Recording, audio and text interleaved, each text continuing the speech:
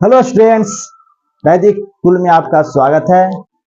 आज हम class 10th का कोऑर्डिनेट ज्योमेट्री का सेकंड टॉपिक यानी दूरी सूत्र पढ़ने वाले हैं। इसके पिछले क्लास में मैंने कोऑर्डिनेट ज्योमेट्री का बेसिक चीज़ों को समझाए थे।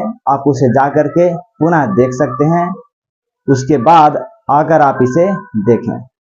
चलिए चलते हैं मेन टॉपिक दूरी सूत्र की ओर।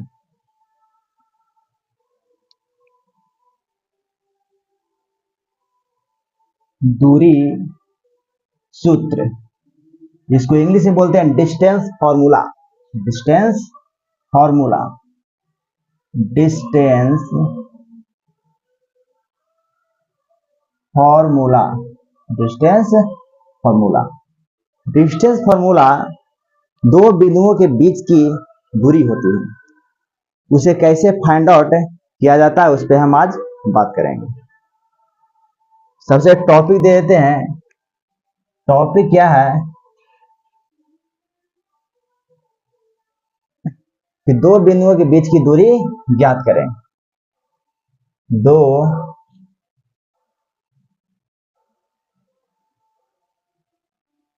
बिंदुओं के बीच की दूरी ज्ञात करें। दो बिंदुओं के बीच की दूरी ज्ञात करें। सबसे पहले एक्स एक्सिस और वाई एक्सिस ड्रॉ कर लेते हैं। अब दो बिंदुओं के बीच की दूरी ज्ञात करना है। हम दो बिंदु इस पाद में ले सकते हैं, इस पाद में ले सकते हैं, इस पाद में ले सकते हैं और इस पाद में भी ले सकते हैं। कहीं भी दो बिंदु हम ले सकते हैं, लेकिन सुविधा के हिसाब से हम दो बिंदुओं को प्रथम पाद में लेंगे, क्योंकि दोनों के दोनों पॉजिटिव होते हैं। तो ऐसा करते हैं, प्रथम पाद ही केवल ड्रॉ करते हैं। सुविधा के हिसाब से ऐसा कर रहे हैं। किसी भी आप किसी भी पाद से निकालिए, आंसर उतना ही आएगा। मान लेते हैं एक बिंदु P है और दूसरा बिंदु Q है। इन दोनों के बीच की दूरी P Q हो गया। P Q हो गया। मान लेते हैं कि इस बिंदु का जो निर्देशांक है वो x1, y1 और इस बिंदु का निर्देशांक है x2, y2। ठीक, और दो बिंदु हमें फाइंड आउट हो गया, x1, y1 और x2, y2। इन दोनों के बीच की दूरी हमें निकालना है। चलिए लिखते हैं। पहले ये x है, यहाँ वो मूल बिंदु हो गया, और ये y एक्सिस, यानी x एक्सिस y एक्सिस है, ये मूल बिंदु। माना कि दो बिंदु P x1, y1 तथा Q x2, y2 प्रथम पाद में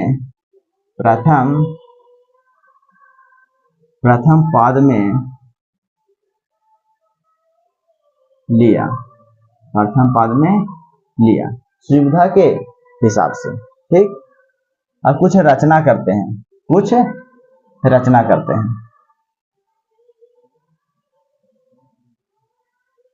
रचना क्या करते हैं, आप यहाँ पे देखें ध्यान से, तो P बिंदु से x एक्सिस पर परपेंडिकुलर ड्रॉ करेंगे।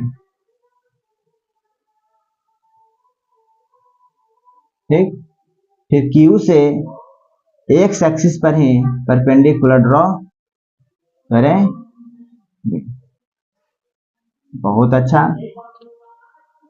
एक और क्या करेंगे कि P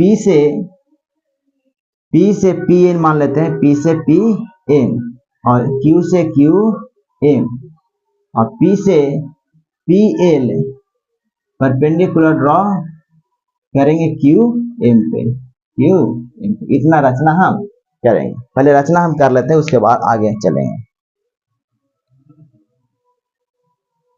पी से पी एन तथा क्यू से क्यू एम, क्यू से क्यू एम लंब एक्स एक्सिस पर डाला।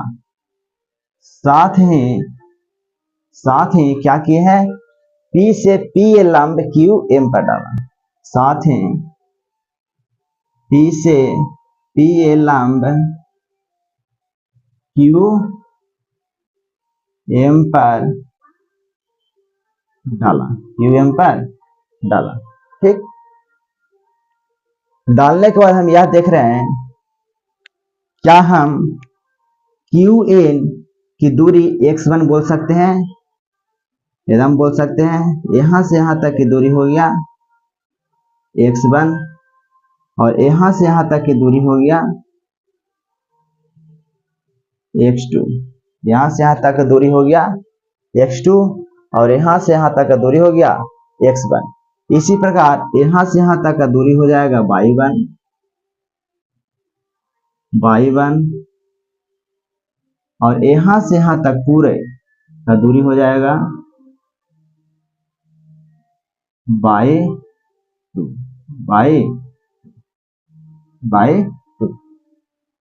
यहां तक दिक्कत नहीं होनी चाहिए। अब आगे देखते हैं। एन एम अगर निकालने के लिए सोचें तो कैसे निकलेगा? एन एम की जगह पर हम लिख सकते हैं x2 माइनस x1। इतना में से अगर इतना घटाएंगे तो ये निकलेगा, तो निकल जाएगा, ये हो जाएगा x2 माइनस x1। इसी प्रकार QL निकलेगा y2 में से y1। ये अगर y1 है तो ये भी कितना होगा, यहां से यहां तक, यहां से यहां तक y1 होगा। y2 में से y1 घटाएंगे तो ये निकल जाएगा y2 माइनस y1 QL। ठीक, अब इसको हम यहाँ पे लिख देते हैं। लिखते हैं एन एम बराबर पी एल। अगर x2 माइनस x1 ये है तो इसके समांतर ये है, ये भी कितना हो जाएगा x2 माइनस x1। तो लिखते हैं एन एम बराबर पी एल बराबर x2 minus x1। N M बराबर पी एल बराबर x2 माइनस x1। इसी प्रकार QL अगर लिखने के लिए सोचे तो क्या लिखेंगे, QL बराबर y2 माइनस y1। PL बराबर y2 माइनस y1। ठीक, यहाँ पे कितने डिग्री का एंगल बन रहा है, तो 90 डिग्री का बन रहा है। मतलब PLQ एक समकोण त्रिभुज हो गया। अब चलते हैं समकोण त्रिभुज PLQ में। हमें कर्ण यानी PQ इन दोनों में से किसी को आधार या लंब आप मान सकते हैं, ठीक, किसी को भी मान सकते हैं। चलिए चलते हैं समकोण त्रिभुज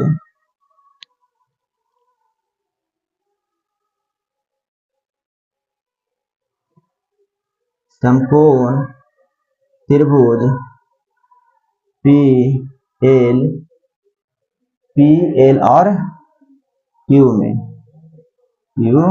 में पाइथागोरस प्रमेय से,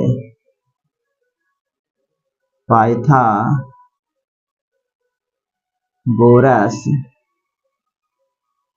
प्रमेय से हम ऐसा करते हैं कि इसे लंब मान लेते हैं और इसे आधार मान लेते हैं, और ये हो जाएगा कर्ण, ये हो जाएगा कर्ण। ठीक, तो कर्ण के स्क्वायर, पाइथागोरस प्रमेय क्या बोलता है, कर्ण के स्क्वायर बराबर लंब के स्क्वायर प्लस में आधार का स्क्वायर। कर्ण के स्थान पर हम पी क्यू लिख सकते हैं, तो हाँ लिख सकते हैं, पी क्यू ऊपर से स्क्वायर। लंब के स्थान पर हम लंब किसको माने हैं, y two minus y one को, y two minus y one का ऊपर स्क्वायर है तो स्क्वायर दे दिए हैं, प्लस आधार माने हैं पी एल यानी x two minus x one, x two minus x one का whole square, x two minus x one का होल स्क्वायर। पी क्यू अगर हम इस स्क्वायर को हटाएंगे तो उधर जाकर किस में बदलेगा, रूट में बदलेगा। तो पी क्यू के स्थान पर पी क्यू बराबर हम लिख सकते हैं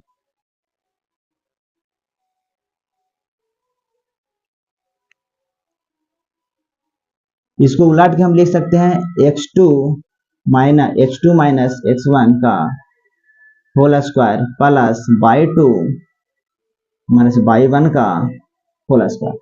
इससे फर्क नहीं पड़ेगी, इसको इधर लिखिए चाहे इसको इधर लिखिए, फर्क पड़ने वाला नहीं है। यह एक सीक्वेंस में है, इसीलिए हम लिख दें x two minus x one का whole square plus y two minus y one का होल स्क्वायर। याद रखने में सहूलियत होगी। अब आगे चलते हैं।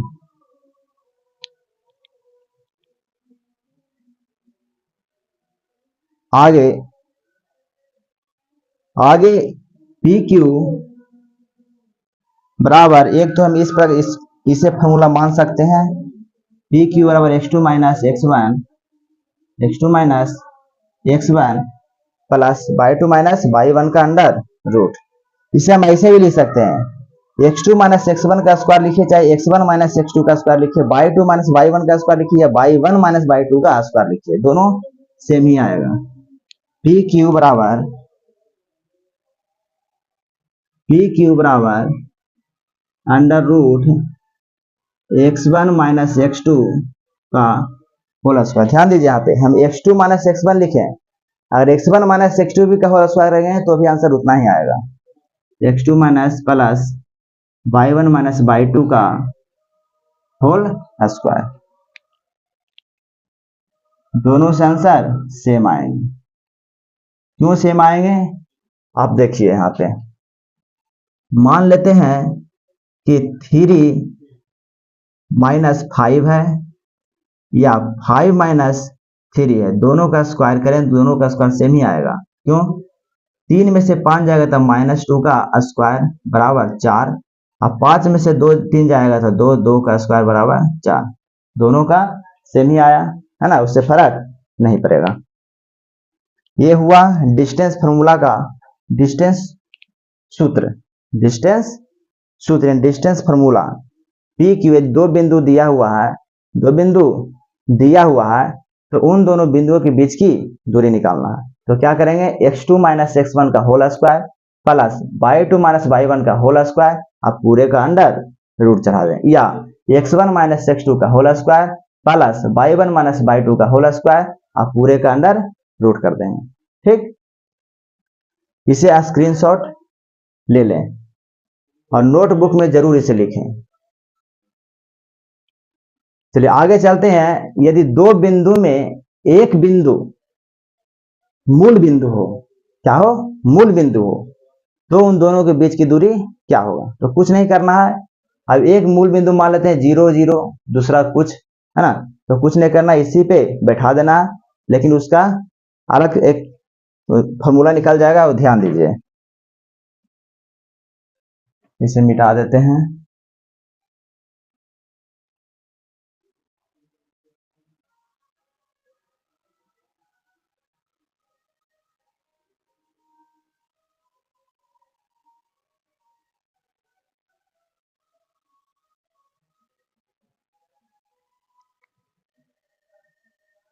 क्वेश्चन है मूल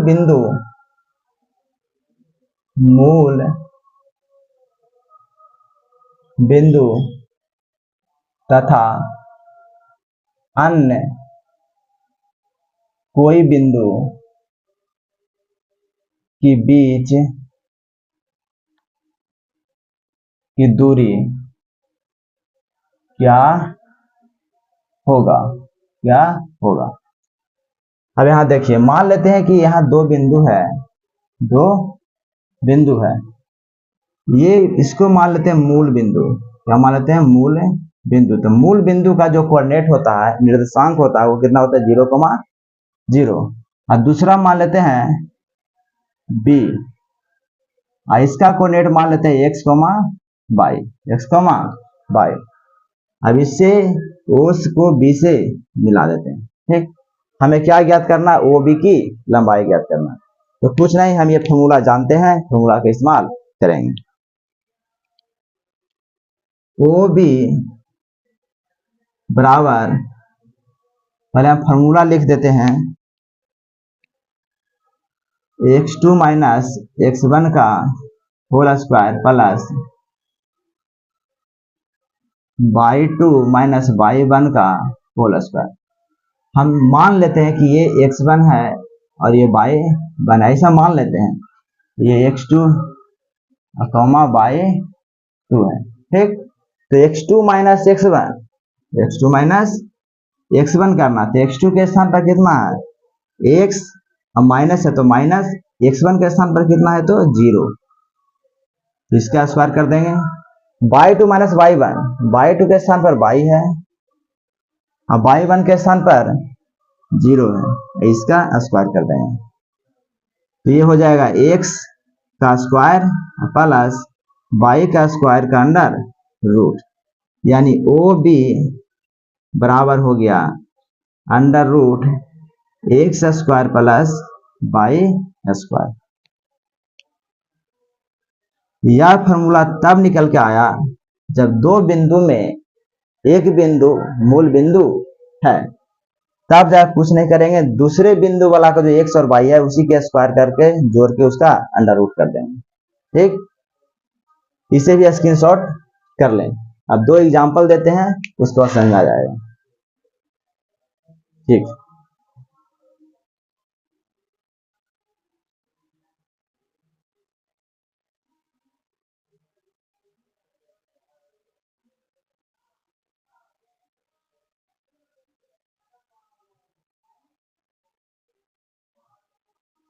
बीच की दूरी ज्ञात करें। क्वेश्चन है, निम्न बिंदुओं के बीच की दूरी ज्ञात करें। ठीक, पहला क्वेश्चन हम देते हैं कि मान लेते हैं कि एक बिंदु ए है जिसका कोऑर्डिनेट 5,3 है, और दूसरा बिंदु बी है जिसका कोऑर्डिनेट 4,-2 देते हैं, -2 देते हैं। ठीक, दूसरा क्वेश्चन, एक बिंदु ओ है जिसका कोऑर्डिनेट 0,0 है, यानी मूल बिंदु है, तथा दूसरा पॉइंट P मान लेते हैं जिसका कोऑर्डिनेट 3,-4 है। तो इन दो बिंदुओं के बीच की दूरी निकालना है और इन दो बिंदुओं के बीच की दूरी निकालना है। मान लेते हैं कि ये बिंदु ए जो है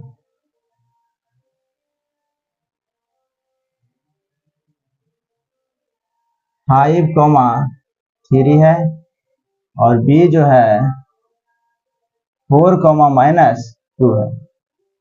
ए को बी से क्या किए? मिला दें। हमें ए बी निकालना है। ठीक, तो पहले मान लेते हैं कि ये मान लिया जाए x1 है तो ये y1 हो जाएगा, ये x2 तो ये y2 हो जाएगा। ठीक है, ऐसा हम मान लेते हैं। अब फॉर्मूले पे चलते हैं। ए बी दूरी सूत्र क्या होता है? ए बी बराबर क्या हम लिख सकते हैं? Under root x2 minus x1 का whole square plus y2 minus y1 का होल स्क्वायर। x1 के स्थान पे x2 के स्थान पे 4 माइनस x1 के स्थान पे 5 का होल स्क्वायर प्लस y2 के स्थान पर -2, बीच में माइनस है तो माइनस, और y1 के स्थान पर 3 का होल स्क्वायर। घटाएंगे तो -1 आ जाएगा, -1 का स्क्वायर प्लस -5 का स्क्वायर। इसका स्क्वायर करेंगे तो 1 प्लस इसका स्क्वायर करेंगे तो 25, 25 और माइनस माइनस प्लस, ये हो गया अंडर रूट 26, अंडर रूट 26। तो ए बी का जो आंसर आ गया वो आ गया अंडर रूट 26। 26 नहीं टूटेगा, इसलिए इसको 10 के 10 छोड़ देते हैं। ठीक, अब आते हैं इधर। एक बिंदु वो है जिसका निर्देशांक 0,0 है और एक बिंदु P है जिसका निर्देशांक 3,-4 है। इन दोनों बिंदुओं के बीच की दूरी हमें निकालना है। आप ध्यान से देखिए कि एक बिंदु जो है मूल बिंदु है, हम इस फॉर्मूला का इस्तेमाल करके भी हम बना सकते हैं, लेकिन अगर मूल बिंदु है तो डायरेक्ट फॉर्मूला हम लगा सकते हैं मूल बिंदु वाला। तो OP इसको मान लेते हैं, ये तो 0 0 हो गया, इसको मान लेते हैं x, इसको मान लेते हैं y। तो OP बराबर under root x square plus y square. x के स्थान पे 3 का स्क्वायर प्लस y के स्थान पर -4 का स्क्वायर। 3 3 9 प्लस 4 4 16 अंडर रूट 25 यानी 5। OP हो गया 5। ऐसा नहीं करना है कि अंडर रूट 25 है तब प्लस माइनस 5 लिखें। दूरी कभी भी नेगेटिव में नहीं होता, इस बात को ध्यान में रखिए। दूरी नेगेटिव में नहीं होता है, पॉइंट नेगेटिव में हो सकता है लेकिन दूरी नेगेटिव में नहीं होता है, इसीलिए हम OP की जगह पर प्लस माइनस 5 नहीं लिखें, केवल 5 लिखें। ठीक, अब इसको, ये तो हो गया मूल बिंदु का डायरेक्ट फॉर्मूला लगा दिया, इस पर भी बन जाएगा। देखिए हम बनाते हैं, इस पर भी बन जाएगा। अब हम मान लेते हैं कि E मान लेते हैं x1, ये y1, ये हो जाएगा x2, ये हो जाएगा y2। तो OP बराबर under root x2 minus x1 का whole square plus y2 minus y1 का होल स्क्वायर। x2 के स्थान पर कितना है तो 3 है, माइनस y1 के स्थान पर 0 है तो 0 प्लस y2 के स्थान पर -4 है, -4 माइनस y1 के स्थान पर 0, इसका स्क्वायर। ये हो गया 3 का स्क्वायर प्लस ये हो गया -4 का square. 3 3 9 plus 4 4 16 minus minus plus under root 25 यानी OP बराबर हो गया 5। OP बराबर 5। देखिए आंसर सेम आया कि नहीं आया, आंसर सेम आया।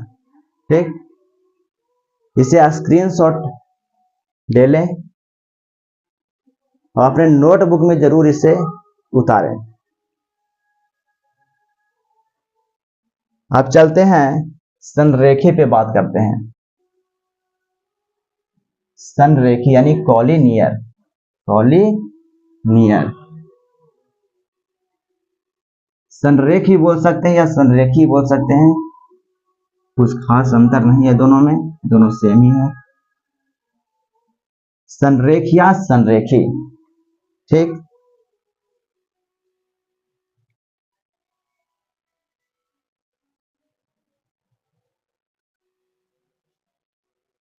सबसे लिखते हैं कि संरेखी होता क्या है। तो संरेखी है कि अगर बिंदुएं एक ही रेखा पर है, एक ही रेखा पर है तो वो बिंदुएं क्या कहलाएंगे, संरेखी कहलाएंगे, एक ही रेखा पर है।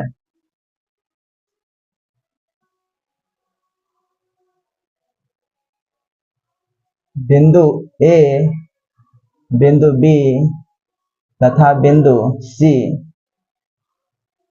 के संरेख होने का शब्द संरेख या संरेखी या इंग्लिश में इसी को बोलते हैं कॉलिनियर होने का शर्त। यानी अगर 3 बिंदु दिया हुआ है तो 3 बिंदु कॉलिनियर होगा, एक ही रेखा पर होगा। ये कब होगा? तो इधर देखिए, मान लेते हैं कि एक बिंदु A है, ठीक, दूसरा बिंदु B है, तीसरा बिंदु C है। हम बोले कि संरेखी तभी हो सकता है जब तीनों बिंदु किस पर हो? एक ही रेखा पर हो। इसका कोऑर्डिनेट हम ऐसा एज्यूम कर लेते हैं, मान लेते हैं कि x1,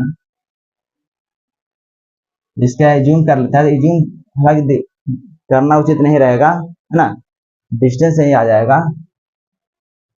तो संरेखी होने का शर्त यह है कि AB की दूरी प्लस BC की दूरी जब दोनों का जोड़ेंगे तो AC आ जाना चाहिए, है ना। यानी AB प्लस BC अगर दोनों को जोड़ते हैं तो AC के बराबर होना चाहिए।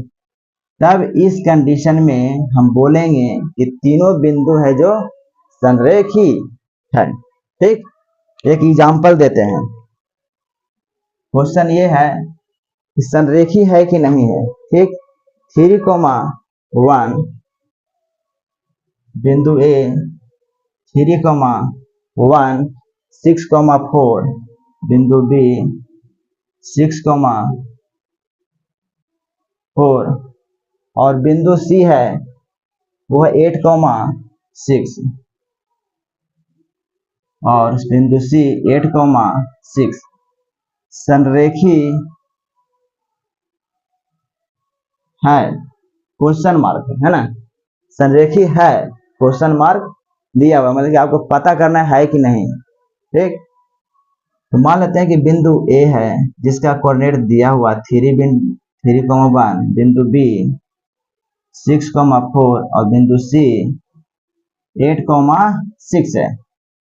इन तीनों को हम मिला देते हैं, ठीक।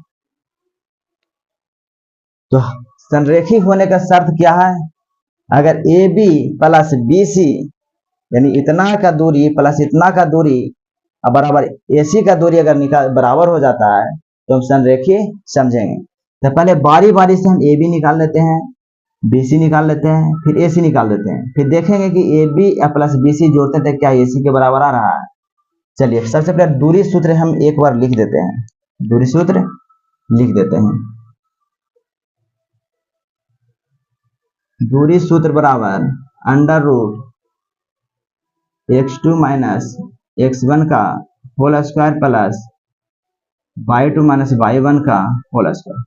हम बार बार ये फॉर्मूला नहीं लिखेंगे, है ना, आप समझ जाइए किसी पे बना हुआ है। AB पहले AB निकाल लेते हैं, AB अगर AB निकालते हैं तो मान लेते हैं x1 है, x2 है, x1 है, y1 है, x2 y2 है, x1 y1 x2 y2। तो x2 minus x1 6 minus 3 plus y2 minus y1 4 minus 1 इसका स्क्वायर।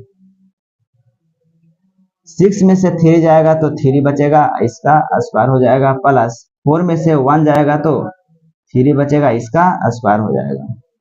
3 तिया 9 प्लस 3 तिया 9 दोनों को जोड़ते हैं तो आता है 18, दोनों को जोड़ते हैं तो आता है 18। सही है, 6 में से 3 जाएगा 3, 3 तिया 9 हो गया, 3 तिया 9 हो गया, ठीक। 9 दूना 18 होता है, यानी 3 अंडर रूट 2 इसका हो जाएगा। कैसे यहाँ पे तोड़िए, 18 कैसे तोड़ सकते हैं?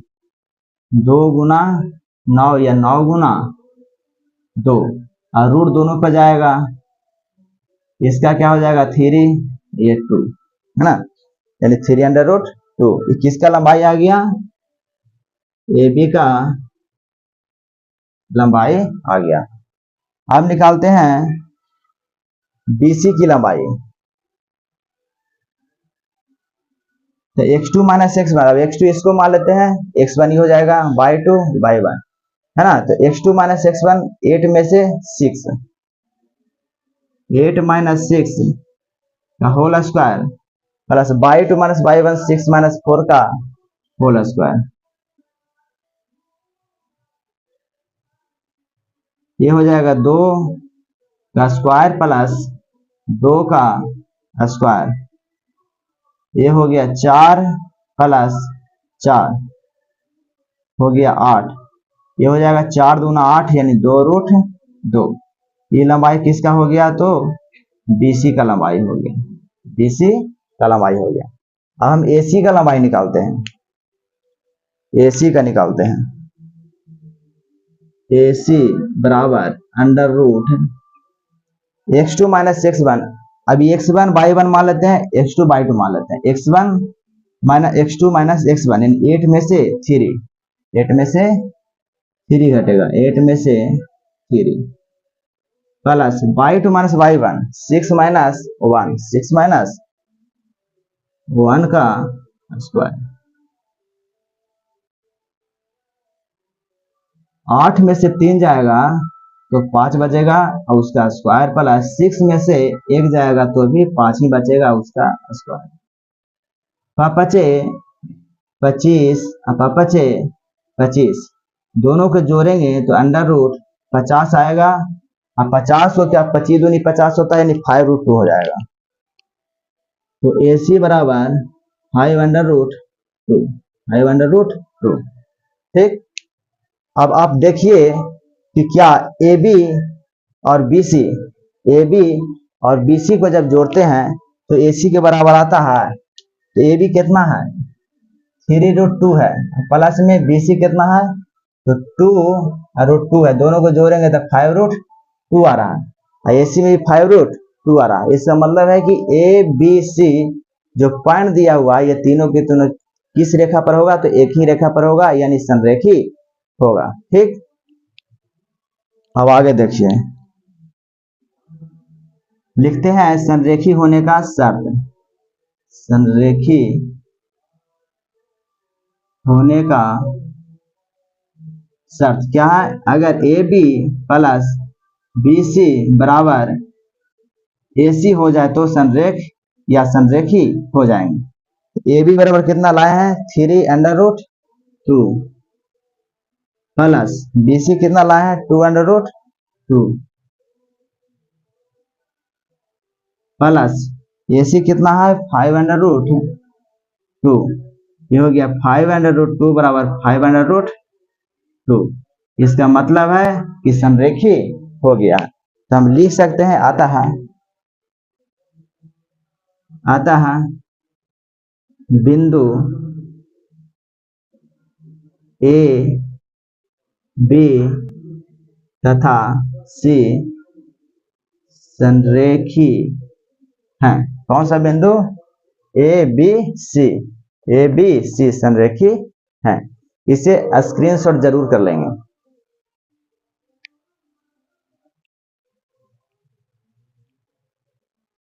चलिए अब चलते हैं आगे, इक्वी डिस्टेंस यानी सम दूरस्थ पे बात करते हैं, सम दूरस्थ पे।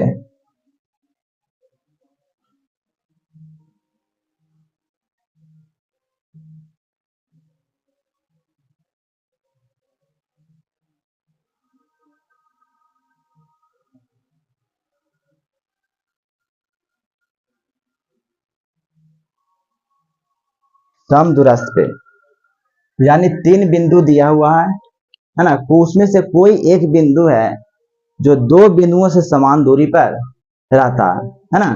यानी अगर कोई बिंदु किसी दूसरे बिंदु से समान दूरी पर है ना तो उसे समदूरस्थ बोलते हैं। ठीक, क्वेश्चन है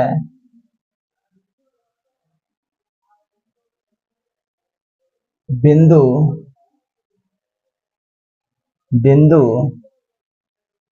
C बिंदु A तथा B के समदूरस्थ है, समदूरस्थ यानी इक्वी डिस्टेंस, इसको इंग्लिश बोलते हैं इक्वी डिस्टेंट, इक्वी डिस्टेंट, ठीक, समदूरस्थ है। बिंदु सी है जो बिंदु ए और बी के समदूरस्थ है, यानी समान दूरी पर है ना।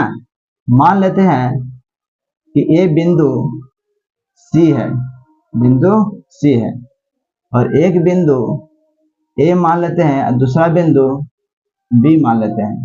क्या मान लेते हैं? बी मान लेते हैं। वो कह रहा है कि ये सी जो बिंदु है ए से और बी से समान दूरी पर है। कौन सी दूरी पर है? समान दूरी पर है, यानी इसका दूरी और इसका दूरी क्या है? बराबर है। इसका दूरी है, इसका दूरी बराबर है, तो इतना बराबर इतना हम बोल सकते हैं। बताओ, अगर AC बराबर BC आ जाएगा तो हम नहीं बोल सकते हैं कि बिंदु C है जो A और B के समान दूरी पर है। हाँ, तो समदूरस्थ का कंडीशन क्या हो गया? AC बराबर BC, AC बराबर BC। अगर आप ले आते हैं, मान लीजिए कि इसका कोण दिया हुआ, इसका दिया हुआ, इसका कोण भी दिया हुआ, तो दूरी निकाल सकते हैं ना, दो बिंदुओं के बीच की दूरी। यहाँ पे दो बिंदुओं के बीच की दूरी निकाल सकते हैं। अगर बराबर आ गया तो बिंदु C AB से समदूरस्थ हो जाएगा, नहीं आया तो समदूरस्थ नहीं होगा, है ना। ये हो गया समदूरस्थ। अब चलते हैं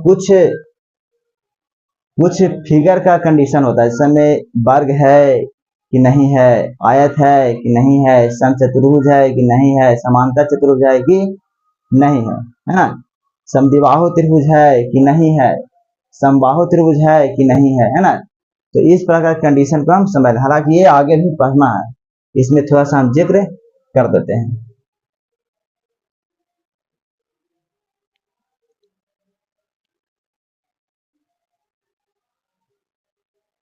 इधर लिखते हैं वर्ग, इंग्लिश में बोलते हैं स्क्वायर, स्क्वायर। इधर लिखते हैं सम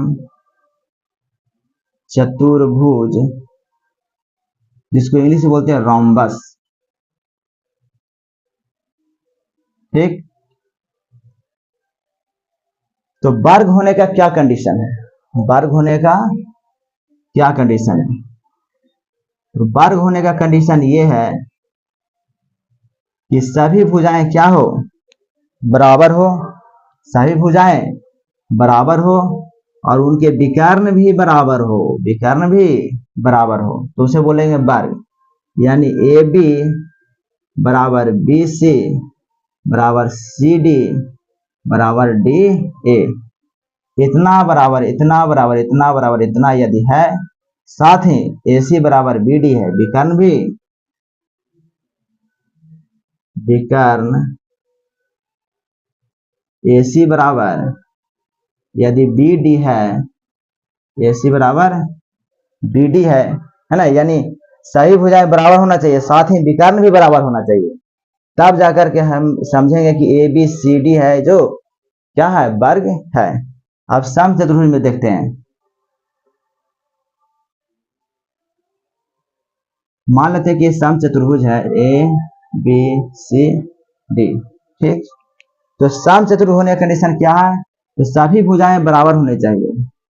AB बराबर BC बराबर CD बराबर DA, यानी वर्ग का भी सही भुजा बराबर होना चाहिए और समांतर चतुर्भुज सही भुजा बराबर होना चाहिए। लेकिन डिफरेंस यहाँ आ जाता है कि वर्ग में भी विकर्ण बराबर होना चाहिए, लेकिन समचतुर्भुज में विकर्ण बराबर नहीं होता है। तो लिखेंगे विकर्ण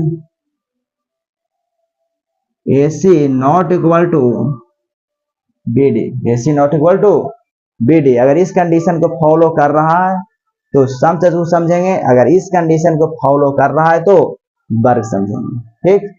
अब नेक्स्ट है आयत।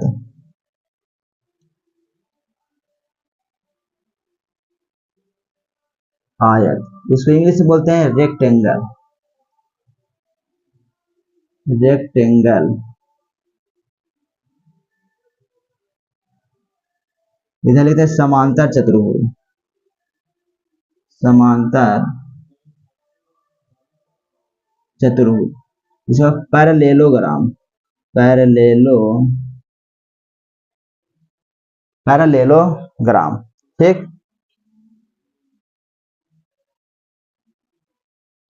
तो वर्ग होने का कंडीशन क्या है? सबसे पहले एक वर्ग बना ही देते हैं, ए बी सी डी। देखिए वर्ग होने का कंडीशन यह है कि आमने सामने वाली भुजा क्या होना चाहिए? बराबर होना चाहिए। पहले लिख देते हैं, ए बी बराबर डी सी और ए डी बराबर बी सी, ये होना चाहिए। ए डी बराबर बी सी और ए बी बराबर डी सी, साथ ही विकर्ण भी बराबर होना चाहिए, विकर्ण भी बराबर होना चाहिए, ए सी बराबर बी डी। अब आते हैं समांतर चतुर्भुज में।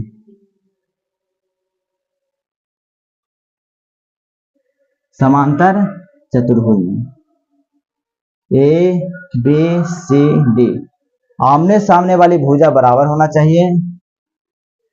ए बी बराबर बी सी और बी सी बराबर ए बी बराबर डी सी और बी सी बराबर ए डी, बी सी बराबर ए डी। लेकिन विकर्ण बराबर नहीं होना चाहिए, विकर्ण बराबर नहीं होना चाहिए, यानी विकर्ण A C not equal to B C B D, not equal to B D. अब ध्यान से देखिए, वर्ग होने का कंडीशन क्या है? वर्ग होने का कंडीशन यह है कि सही भुजा बराबर होना चाहिए, साथ ही विकर्ण भी बराबर होना चाहिए। ऐसा नहीं खाली भुजा बराबर निकाल के हम बोल देंगे सही भुजा बराबर आ गया तो विकर्ण हो गया, ऐसा नहीं है। विकर्ण अति वर्ग हो गया, विकर्ण भी निकालना पड़ेगा। भुजा का लंबाई निकालिए चारों, अगर बराबर आ जाता है तो आप नहीं बोल सकते कि वर्ग है। जब तक विकर्ण बराबर नहीं आएगा तब तक वर्ग नहीं कहलाएगा। ठीक, तो भुजा के साथ साथ विकर्ण भी निकालेंगे, इसमें भुजा के साथ साथ विकर्ण निकालेंगे, इसमें भी भुजा के साथ साथ विकर्ण निकालेंगे, इसमें भुजा के साथ साथ विकर्ण निकालेंगे। ठीक, अब चलते हैं समद्विबाहु त्रिभुज होने का कंडीशन। इसे स्क्रीनशॉट कर लें, स्क्रीनशॉट कर लें। ठीक, अब 2 पॉइंट है बस, समद्विबाहु त्रिभुज बताएंगे, समबाहु त्रिभुज बताएंगे,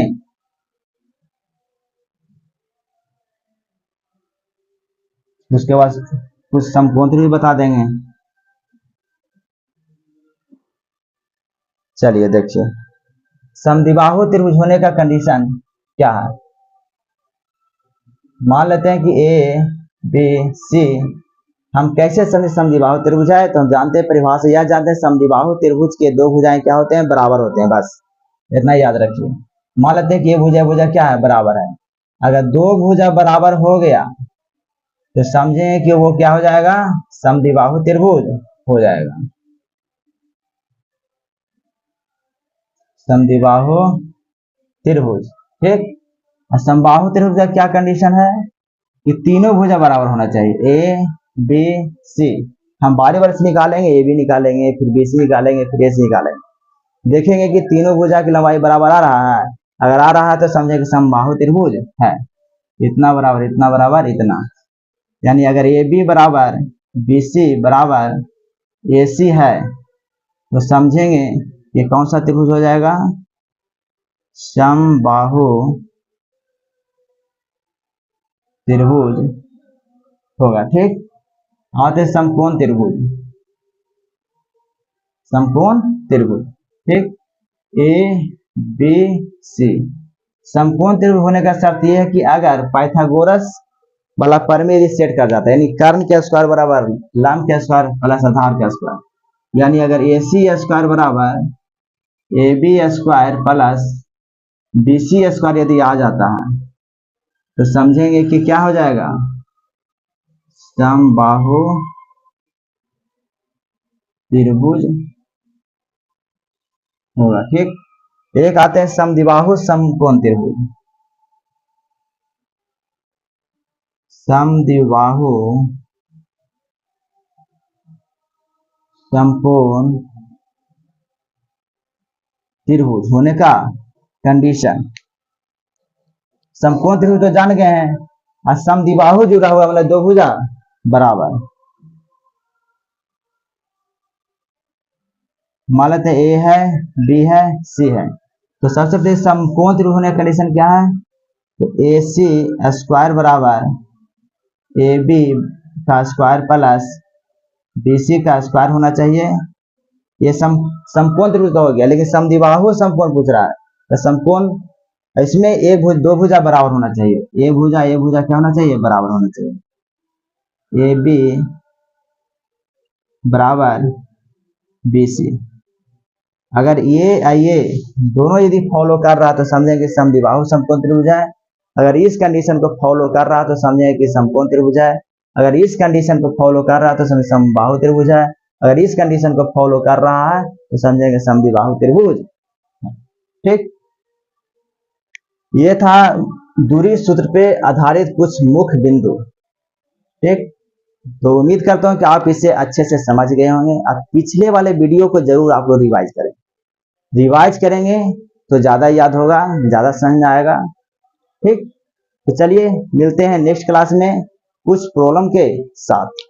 इस वीडियो को देखने के लिए थैंक यू, धन्यवाद।